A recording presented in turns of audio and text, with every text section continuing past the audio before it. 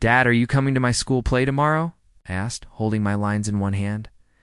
Jackson didn't even look up from his phone. "I'll try, William. I've got an important meeting." Mom sighed from the kitchen. "You've been saying that for weeks? Your son's been waiting?" I said, "I'll try," he snapped, his eyes narrowing as if we were the problem, not his absence. I clenched the paper tighter. "It's just 1 hour, Dad. You promised last time." "Right!" He stood up, adjusting his tie. "Promises don't always fit into reality, son." Mom stepped closer, her voice sharp. "Jackson, it's not about reality. It's about priorities." His jaw tightened. "And what about my priorities, Monica? Do they not matter? Our family should come first," she shot back. The silence that followed was thick, like a storm waiting to break. I wanted to scream, but before I could, his phone buzzed. The name flashed across the screen. Diana. Mom's eyes narrowed. Her again. He grabbed the phone. "It's work." Almost too softly. Why does work always sound like her name? Ice. He froze, and for a moment, guilt flickered in his eyes. Then it was gone, replaced by coldness. "Don't start, William. You don't understand. Then explain it," I demanded. "Why is she always calling you at night? Why do you smile at her texts, but never at me, William?" Mom warned. Gently, but her voice shook. Jackson shoved the phone into his pocket. "She's just a colleague." "No colleague makes you laugh like that," Mom said bitterly. "No colleague makes you forget your own son's face." His fists clenched. Enough, but I couldn't stop. "You're lying, Dad. I hear you at night. You tell her things you never tell us. You call her darling. You think I don't?" Notice his face went pale, then red. "Go to your room." Didn't move. "No, not until you tell us the truth." The air cracked between us. Mom grabbed my arm protectively. "Jackson, if you walk down this road, you'll destroy everything." I laughed bitterly. "Maybe everything's already broken." Her eyes filled with tears. "After all these years? After all, I gave up for you?" "You gave up nothing," he shot back. "You stayed in your little world while I built something bigger. Diana understands that. She believes in me." The words hit like a blade. My chest tightened. "So you're leaving us? For her?" He didn't answer. Mom's voice broke. "Jackson, look at your son. Tell him you're choosing her over him." I stared at him, my throat dry, waiting for him to deny it. Waiting for him to say he loved me. But he looked away. That silence was louder than any words. Mom gasped as if he'd struck her. She turned, covering her mouth. Tears streamed down her cheeks. I stepped forward, my fists shaking. "I hate you." His eyes flicked to mine, wounded for a split second, but then hardened. "One day you'll understand." "No," I said, my voice breaking. "One day you'll regret it." The doorbell rang, sharp and cruel. He opened it, and there she was, Diana, in her sleek black dress, her smile smug. "Ready?" she asked, ignoring us completely. Mom's voice cracked. "You brought her here? Into our home?" Diana tilted, her head smirking. "It stopped being your home the moment he chose me." I lunged forward. "Get out." Jackson grabbed my shoulder, holding me back. "Don't speak to her that way. Don't defend her," shouted. "She's the reason you're destroying us." "She's not the reason," he muttered. "I am." Mom's knees buckled, and she sank onto the couch. "How can you throw away your own family like trash?" Diana slipped her arm through his, because he finally realized he deserves better. The words sliced me open. I wanted to fight, to tear her away from him, but my body wouldn't move. All I could do was stand there, watching my father walk out the door with another woman. "Dad." My voice cracked. "Don't do this." He paused at the doorway, his back to me. For a second I thought he might turn around, but he didn't. He walked out, the door slammed shut, and the echo filled the house like thunder. Mom buried her face in her hands. "He's gone. He's really gone." I sat beside her, my chest burning. "We don't need him. Mom, I'll make him regret it. I'll make both of them regret it." She looked at me, her eyes red and broken. "Don't let hate consume you, William, please." But even as she said it, my heart was already set on fire. I clenched my fists, whispering through clenched teeth, This scar will never fade. Rise, and when I do, he'll know what he threw away. The house was too quiet. I sat at the table, staring at the untouched dinner Mom had made. Her hands shook as she folded her napkin again and again. "Mom," I whispered, "he's not coming, is he?" She forced a smile that crumbled instantly. "He said he'd try." I slammed my fist against the table. "He's with her. You know it." Her eyes glistened, but she shook her head. "Don't, William. Don't make it harder." The front door opened. Jackson stepped in, his tie loosened. Smell of perfume clinging to him. "You're late?" I said coldly. He glanced at me. Then at Mom. "I had a meeting." Mom stood, her voice trembling. "Stop lying. You weren't at a meeting. You were with Diana." He rubbed his forehead. "We don't need to do this tonight." "Yes, we do," I snapped. "To tell us the truth for once." He dropped his briefcase with a thud. "Fine. You want the truth?" "I can't do this anymore. I don't love you, Monica. And William, you'll understand one day." My throat tightened. "Understand? You're throwing us away like trash?" Mom's voice cracked. "Jackson, please. We built a life together. A family." His face hardened. "And now I want something different. Diana gives me what I need." I stepped closer, my fists shaking. "What about what we need? What about me? Do I mean nothing?" "You're my son," he said flatly, "but you'll grow up and realize I had to choose myself." Spat. "You chose her." Mom's tears finally spilled. "How can you say this in front of him? How can you be so cruel?" "It's better you both hear it now than later." The doorbell rang. My stomach sank. He opened it, and Diana walked in, flawless and smug, her eyes scanning the room like she owned it. "Jackson," she said sweetly, "is everything ready?" Mom's voice broke. "You brought her here? To our home?" Diana tilted her head. "Why not? He's already chosen." I pointed at her, fury boiling in my chest. "You're nothing but a thief. You stole him?" She smirked. "You can't steal what's willingly given." I turned to Jackson, desperate. "Dad, don't do this, please. We can fix it. Just stay." He shook his head slowly. "It's too late, William." Mom sobbed, clutching my arm. "You're destroying us. You're destroying your own son." He picked up his briefcase. "I'm sorry. Yes. This is the way it has to be." "No," I said, my voice breaking. "It's the way you chose." Diana tugged his arm. "Come on, don't waste another second here." He hesitated only for a moment, then stepped past us. Mom fell to her knees. The door slammed shut behind them. I dropped beside her, wrapping my arms around her trembling shoulders. "He's gone, Mom. He's gone." She buried her face against me. "How do I tell you it's not your fault? How do I make you believe?" It doesn't matter," I whispered. "He'll regret this." One day. "He'll regret everything." Her sobs filled the room.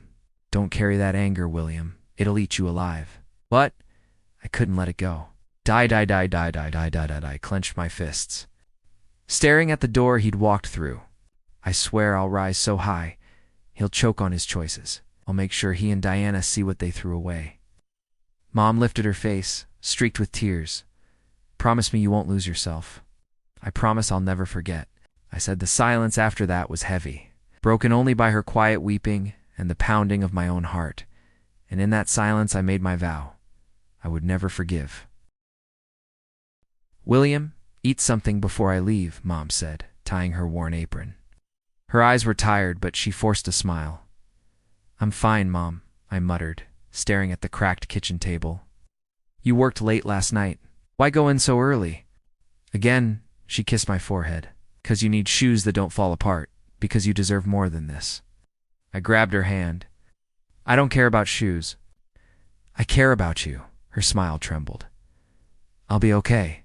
Just promise me you'll focus on school." "Promise," I whispered, though my chest burned. At school, whispers followed me down the hallway. "There goes the kid whose dad ran off." One boy sneered. Another laughed. "Bet Diana buys him new toys while he gets nothing." I clenched my fists, ready to swing, but a voice cut in. "Back off," someone said. A tall boy with messy hair stepped between us. "You've got nothing better to do than talk trash?" Bullies grumbled and walked away. He turned to me. "You okay?" Blinked. "Why'd you do that?" He shrugged. "Because jerks don't deserve the satisfaction." "I'm fratty, William," I said quietly. He grinned. "Cool. Want to ditch the hallway of idiots and sit outside?" I hesitated, then nodded. For the first time in a long while, I didn't feel completely alone. Weeks passed, and Fratty became the brother I never had. "You always look like you're carrying a mountain," he said one afternoon, tossing me a soda. "Maybe I am," I muttered. He raised an eyebrow. "Your dad?" Stiffened, he left us. For her. "Damn," he said softly. "That sucks." I smirked bitterly. "That's an understatement." He leaned back. "Then prove them wrong. Be stronger than all of them. Don't let him win." His words lit a fire inside me. In history class, a soft voice pulled me from my thoughts. "You always sit so serious," she said. I looked up. A girl with bright eyes smiled at me. "Jennifer," she introduced herself. "William," I replied. She tilted her head. "You don't talk much? Not much to say? Or maybe too much you keep inside," she said gently. Her words cut. Deeper than she knew? Maybe, I admitted. Over time, Jennifer became the calm voice in my storm. One evening, I walked her home. "You're always pushing yourself," she said. "Do you ever stop?" "Can't afford to," I replied. "Why?" I stopped, staring at the street light, because I refused to stay weak. "Because one day I'll be powerful enough that my father and Diana will choke on regret." She looked at me with something like sadness. "And what about you? Will you ever be happy?" "I don't know," I admitted. "But I'll make sure they're not." Fratty laughed when I told him later. "You sound like some tragic hero from a movie." "Maybe I am," I said. He punched my shoulder lightly.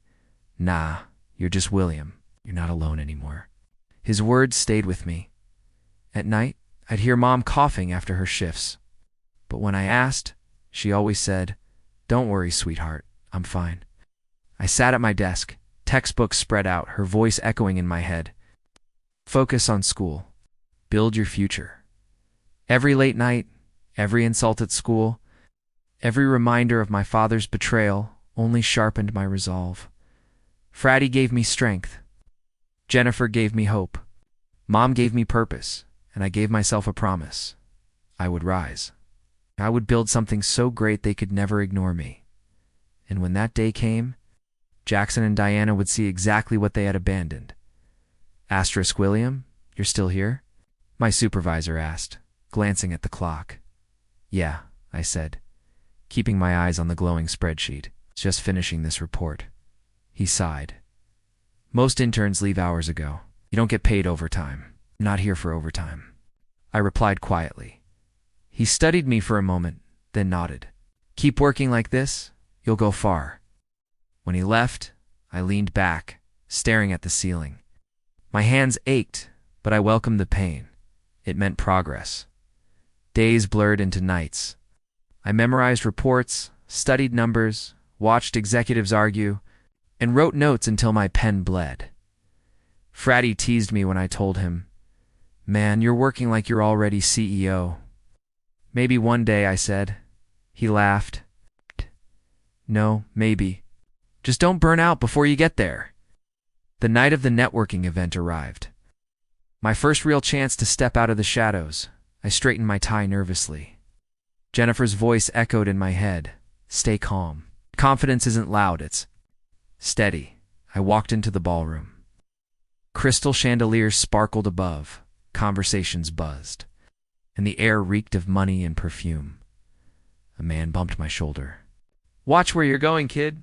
"Sorry," I muttered, then caught myself. No weakness. Not here. I forced my posture straight and headed toward the crowd. "Excuse me?" a woman's voice said. "You new here? Turned? A middle-aged?" Woman smiled politely. "Yes," I said. "First event." She extended her hand, then welcome. "You work with logistics, right?"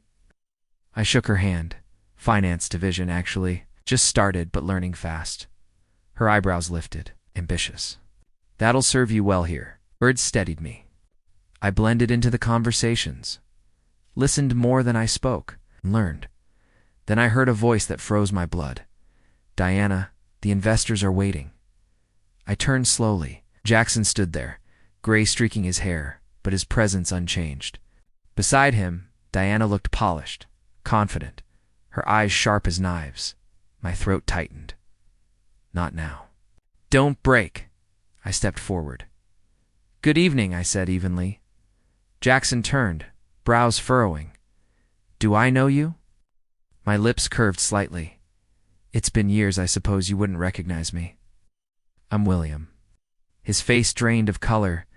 You, he cleared his throat quickly. Well, I didn't expect to see you here. Diana's eyes narrowed with interest. William, you've grown. I met her gaze. Time does that. Jackson forced a smile. So what are you doing here? Looking for easy connections? Events aren't for everyone. I held his stare. I'm here for the same reason you are, to build something bigger. He scoffed. You're still a boy. Don't mistake ambition for experience. My fists clenched, but I steadied my voice. And don't mistake age for wisdom. A few people nearby glanced our way. Diana touched his arm lightly. Jackson, enough. He's not a child anymore. Her gaze flicked to me, studying. You carry yourself differently. Not like someone begging for approval. I tilted my head. Why would I beg from the ones who discarded me? Jackson's jaw tightened. Watch your mouth. I stepped closer, lowering my voice. You walked out on me and Mom like we were. Nothing, but I'm still here. Stronger than you thought I'd ever be. His eyes darkened. Don't start this here. Why not? I whispered, afraid someone might hear the truth. Diana suddenly smiled, unsettlingly calm. You've changed, William. There's fire in you. I almost admire it. Her words struck me more than Jackson's anger. I forced a cold smile. Admiration isn't what I'm after. Jackson exhaled sharply. You think you can just waltz into this world and challenge me? You don't know what it takes? I stared at him. I've been learning every day, every night. While you lived comfortably, I worked. While you forgot us, I remembered. It's what it takes. For a moment, silence stretched between us. A voice called across the room, breaking the tension. Jackson, we need you with the investors. He straightened his jacket, glaring at me. This isn't over. Diana lingered a moment longer. He underestimates you, she said quietly, almost to herself. But I don't. I locked eyes with her. Then you know this isn't the last time we'll meet. Her smile was faint. But knowing? No, it won't be. She turned, following Jackson into the crowd. I exhaled, my heart pounding. My hands trembled. But not with fear. Age and resolve burned through me. Fratty's voice echoed in my mind. Don't let him win. Jennifer's words followed. Confidence isn't loud. It's steady. I straightened my tie again, whispering under my breath. This is only the beginning. William, are you sure about this? Fratty asked as we sat in the cramped cafe, papers spread between us. Yes, I said firmly. If we take this contract and deliver, people will start noticing. This is how we grow. He leaned back, smirking. You make it sound so simple. Most people would be terrified. I don't have the luxury of fear. He studied me, then chuckled. That's exactly why I trust you. At the office, Diana's voice cut through the air. William, step into my office. I followed her in, steadying my breathing. She crossed her arms. You've been here, what, 6 months? Did I hear your name in every department? Is that a problem? I asked. Her lips curved slightly. Depends. You win clients, finish projects ahead of schedule, and make senior staff look lazy. Ambition is useful until it threatens the wrong people. I'm not here to threaten. I'm here to build. Her eyes narrowed. You sound like someone who thinks they'll outrun the system. Not outrun, I said calmly. Redefine. She studied me for a long moment, then smirked. Careful, William. Fire can warm or burn. That night, Jennifer called. You didn't eat again, did you? I sighed. I'll grab something. Later, you always say that. You're going to collapse one day. Now today. Her voice softened. You can win all the contracts in the world, but if you lose yourself, what's the point? For a moment, I closed my eyes. Jennifer. If you saw my mom's face the night he left us, you'd understand. I can't stop. Not yet. I'm not asking you to stop, she whispered. I'm asking you to breathe. Weeks blurred with deadlines, meetings, and long nights. One evening, Fratty dropped a folder on my desk. We closed the deal with the transport company. My eyes lit up. That's huge. Yeah, and you know what they said? They trusted us because of how relentless you were in negotiations. I smirked. Relentless sounds about right. Don't let it eat you alive, man, he warned. Success without peace feels like chains. I shrugged. Peace can wait. Success can't. The next morning, Diana stopped me in the hallway. Impressive work on the Westbridge account. You? I replied cautiously. Her smile was thin. Clients respect you. That means I have too. Didn't expect that from you, I said. She tilted her head. Don't mistake respect for trust. I still wonder if you're climbing for the company or just for yourself. I held her gaze. Maybe both. For a moment, something flickered in her expression, then vanished. Keep it up, William. You'll either shine or burn out spectacularly. Later, Jennifer sat across from me at the library.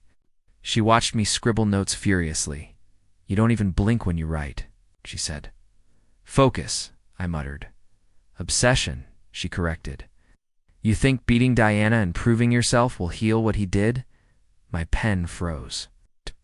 No. But it's all I know how to do. She reached for my hand. Your mom wouldn't want revenge to be the only thing driving you. Her words stung because they rang true. At a celebratory dinner, Fratty raised his glass. To the fastest climber I've ever seen, I clinked glasses but barely smiled.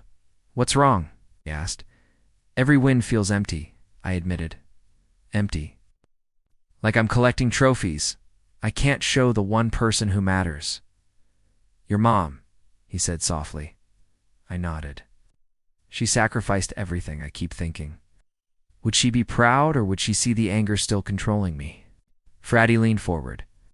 She'd see the fighter in you. The rest, you'll figure out. The next week, Diana called me into her office again. She leaned on her desk. It reminded me of myself when I started.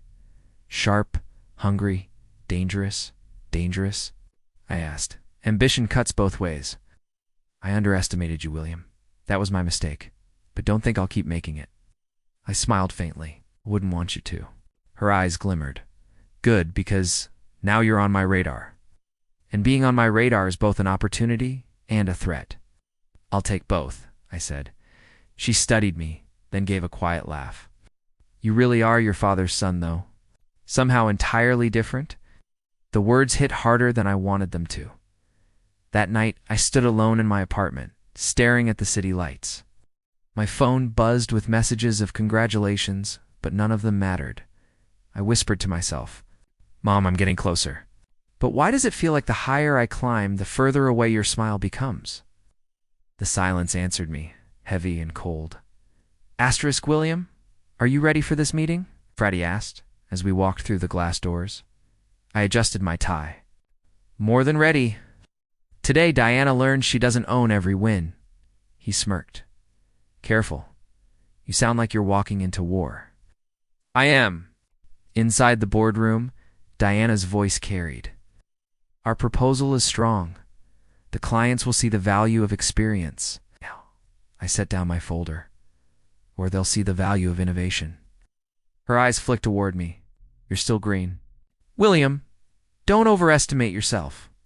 Then let the results speak, the board members murmured. Jackson leaned back, arms crossed, pretending to be neutral, though I could feel his gaze drilling into me.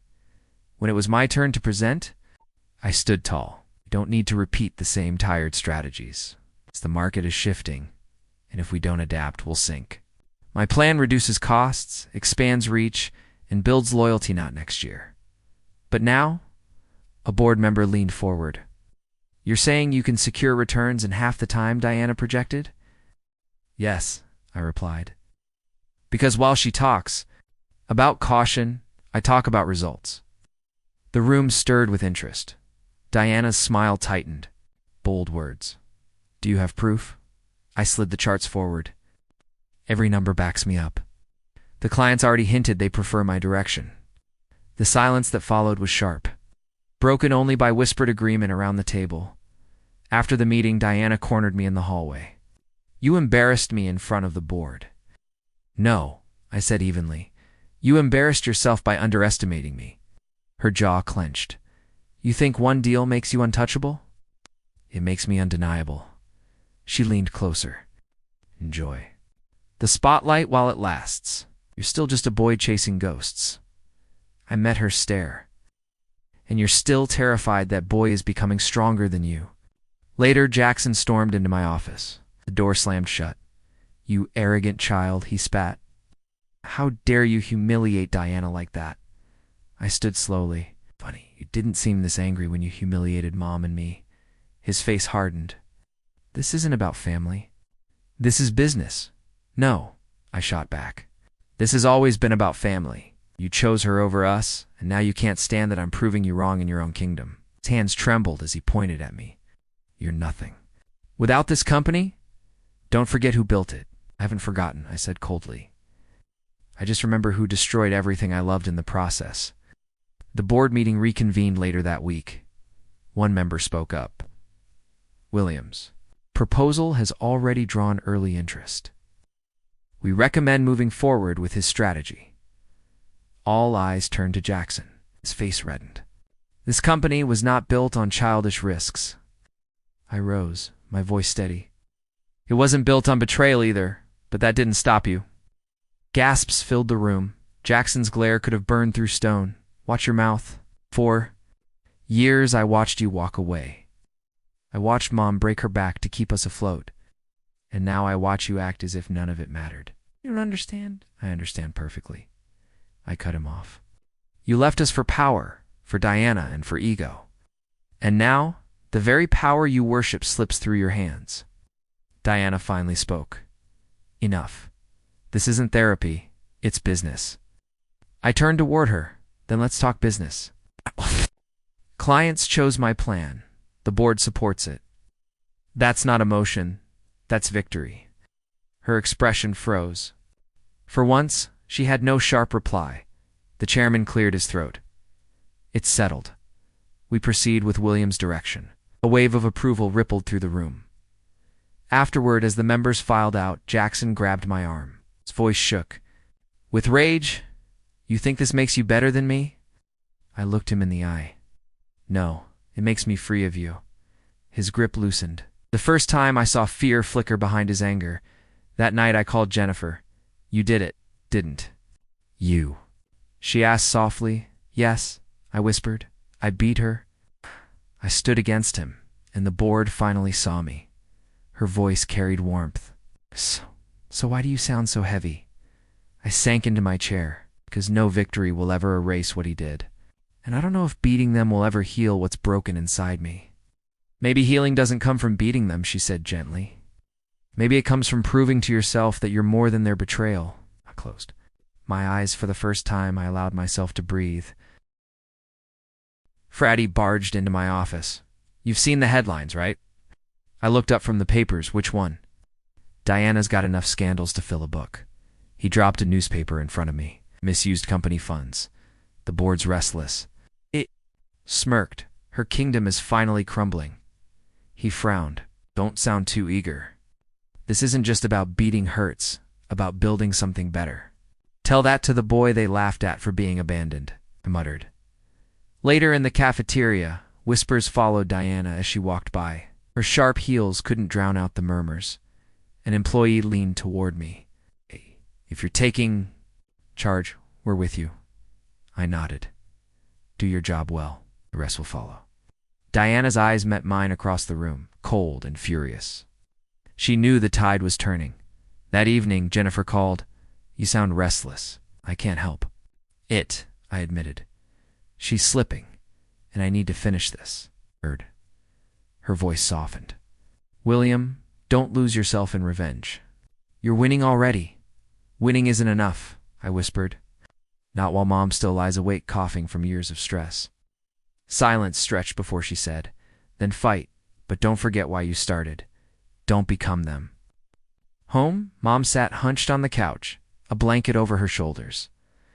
"Mom, did you take your medicine?" I asked. She smiled faintly. "You worry too much?" "I'm fine." "You're not fine," the doctor said, William. She interrupted, "Promise me you won't drown in hatred. Success without peace will never fill the emptiness." I swallowed. Hard. "I promise. I'll try." Her weak hand squeezed mine, and for a moment, the fire inside me softened. The next morning, Jackson stormed into my office uninvited. "You think you're clever? Circling Diana like a vulture?" He snapped. I leaned back. "I don't circle. I rise." His face tightened. "She made mistakes, but she built this company." "Correction," I said. "She built illusions. And now they're shattering." He hesitated. "If the board turns fully against her, where does that leave me?" I tilted my head. "Maybe you should have thought about loyalty when you betrayed your family." His jaw clenched, but for the first time, doubt flickered in his eyes. Later, Freddie joined me for coffee. "Jackson's cracking, isn't he?" "He's scared," I said. "He feels her slipping and doesn't know whether to cling to her or cut her loose." "Be careful," Freddie warned. "Cornered people make desperate moves. I'm not afraid of desperation. I was born in it," he sighed. "I just don't want you to burn down your soul along with their empire." At a board meeting, Diana tried to defend herself. "These accusations are exaggerated. My record speaks for itself." A member shook his head. "Your record shows loss of trust." William's leadership, on the other hand, has gained traction. All eyes shifted toward me. I kept my tone calm. Company deserves transparency. If we're to grow, we can't let old shadows hold us back. Diana's glare could have cut glass. "You think you're ready to take what's mine?" "Don't think," I replied. "I know." The room fell silent. Afterward, Jennifer met me outside. "You were cold in there," I shrugged. "She was colder when she destroyed my family." Jennifer's hand touched mine. "And if you keep this up, what will be left of you when it's all over?" I pulled away. "When it's over, maybe I'll finally breathe." That night, I sat by Mom's bedside as she coughed. "Don't push yourself, Mom," I whispered. Her eyes glistened. "Don't push yourself either, son. I don't need you to win for me. I just need you to live for you." My throat tightened. "But I can't watch them walk free while you fade." She reached up weakly, touching my cheek. "Then finish it quickly. My time runs short." Tears blurred my vision. "I swear before you go, they'll see me rise above them." The fire inside me blazed hotter than ever. Diana's empire was cracking, Jackson's loyalty was wavering, and Mom's fading strength reminded me I didn't have forever. This wasn't just revenge anymore. It was a race against time. Asterisk, the boardroom was packed, tension pressing against the walls. I stood at the head of the table, folder in hand. "Gentlemen," I began, "what I'm about to present concerns the future of this company." Diana scoffed. "Another childish attempt to undermine me?" I slid the documents across the table. Not childish truth. Financial records, altered contracts, hidden transfers, fraud under your signature. Gasps rippled through the room.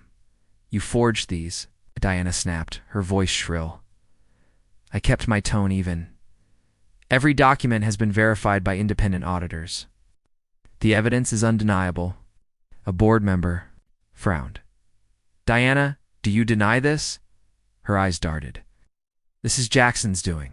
He pushed me into those deals." Jackson stiffened. "Don't you dare pin this on me."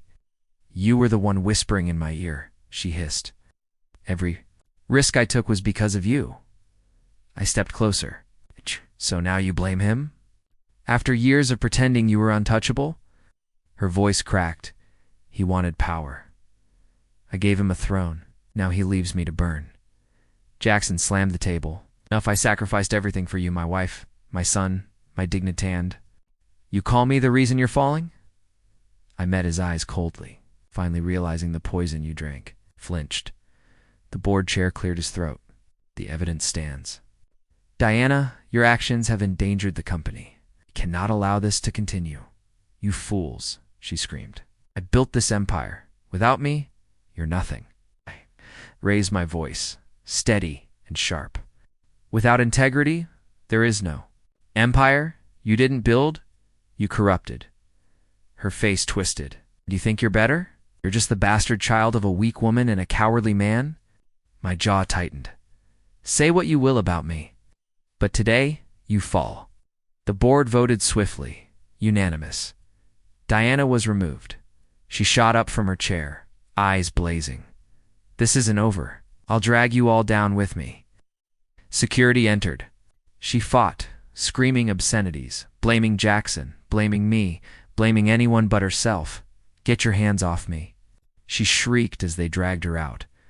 You'll regret this, William. I'll destroy you. Her voice echoed until the doors slammed shut.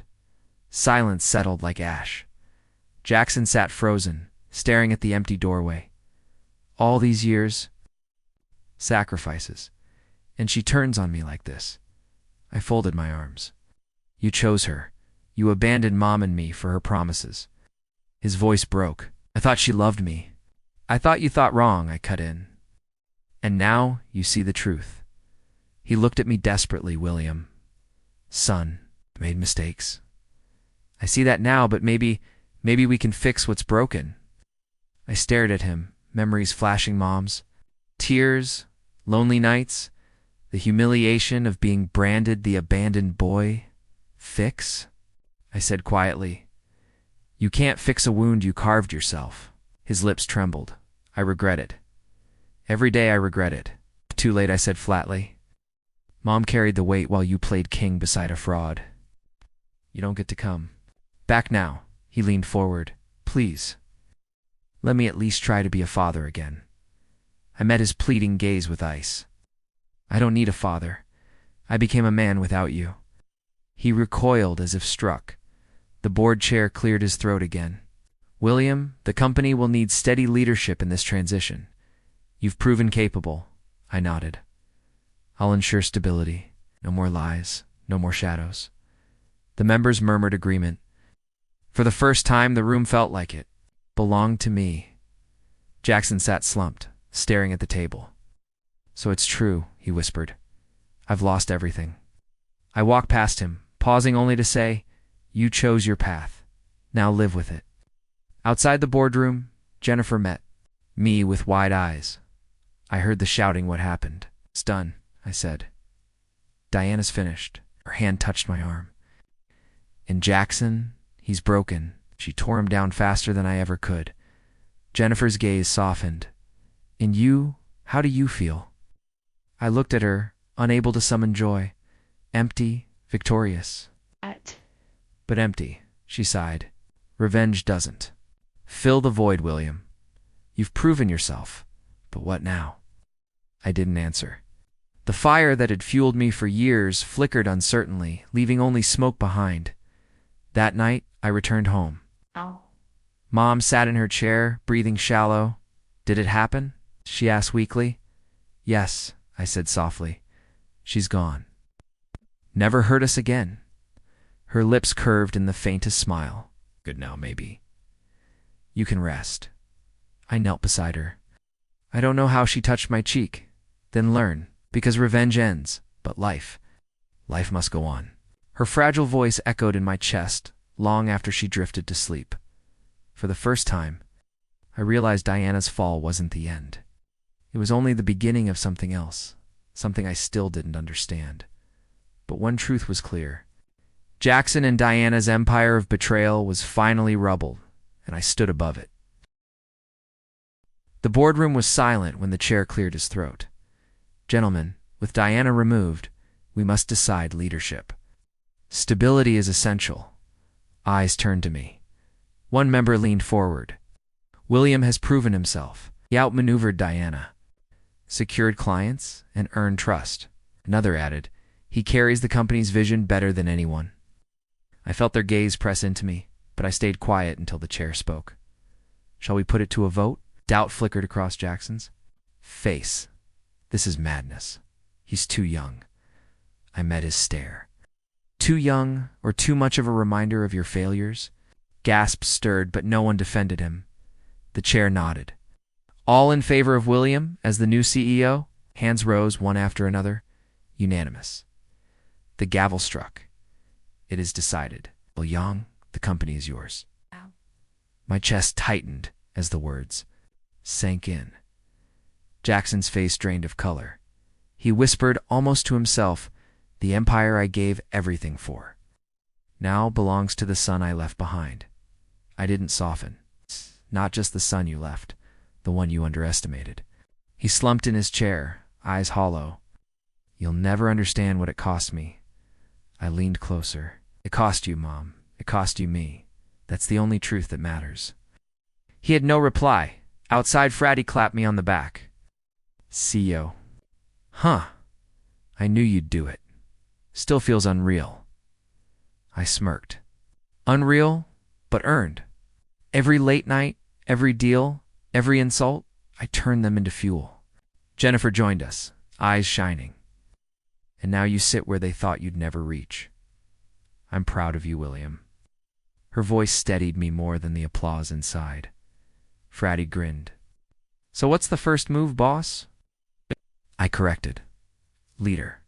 This company doesn't need another dictator. It needs rebuilding. Jennifer squeezed my hand. That's why you'll succeed. You're not them. That evening, I walked into Mom's room, contract in hand. She looked up, fragile but alert. Why are you smiling like that? I handed her the folder. Read it. Her trembling fingers unfolded the papers. She scanned the words, then gasped. CEO, you. Signed and sealed, I said softly. The company that tried to break us now bows to us. Tears filled her eyes. My boy, my William. I always knew you'd rise. I knelt beside her. Mom, this victory, it's yours too. You carried me when no one else would. She touched my face. No, you carried yourself. I only gave you love. The rest you built with fire. Her tears slipped free, and for the first time, they weren't from pain. Fratty entered quietly. Mrs. Monica, he's unstoppable now. You should have seen him in that boardroom. Mom chuckled weakly. I don't need to see, I believe. Jennifer Followed, placing flowers by the bed. He wanted to celebrate with you first. No parties, no champagne, just family. Mom's smile deepened. This is celebration enough. She looked back at me. Do you feel it, William? Do you feel the weight finally lift? I thought for a moment. It's lighter, yes, but it also feels heavier, like every step now matters more. She nodded slowly. That's the throne. Son, it carries glory and burden together. Later, as we sat together, Fratty teased, So, CEO, are you going to hire me as your right-hand man? Or do I have to keep running side hustles until you notice me? I laughed. Fratty, you've been my partner since day one. There's a seat for you, no doubt. He leaned back, grinning. Knew it. Guess I'll finally trade street coffee for boardroom coffee. Jennifer rolled her eyes. As if you won't sneak street coffee in any way. We laughed, and for once, it didn't feel forced. Mom's voice grew faint but warm. William, promise me something. Anything. Don't let revenge be your crown. Wear it with justice, not bitterness. I swallowed hard. Try, Mom. I can't erase the fire in me, but I can shape it. She smiled gently. That's all I ask. The night stretched on with quiet conversations. Jennifer leaned close as we walked out. You've climbed to the top, William, but are you ready for what comes after? I exhaled. I don't know. For so long, I wanted only this moment. Now it's here. And it feels both like victory. And beginning, her hand slipped into mine. You have us. I looked at her, at Fratty joking ahead of us, and at the contract folded in my pocket. The boy they abandoned had become the man who owned their empire, and for the first time, the throne felt like it was mine. Asterisk Jackson waited for me in the boardroom. Shoulders slumped, eyes hollow. William, he whispered, please, sit. Just hear me out.